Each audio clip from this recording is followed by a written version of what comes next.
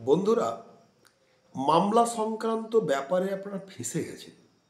বারবার কোর্টে যাচ্ছেন, নোটিশ হচ্ছে, কিন্তু ডেট হচ্ছে, বারবার কিন্তু হ্যারাস হচ্ছে।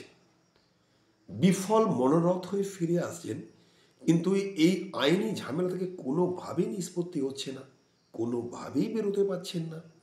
সেক্ষেত্রে আমি একটা ক্রিয়া বলছি, আপনারা করুন। ক্রিয়াটা কী করবেন?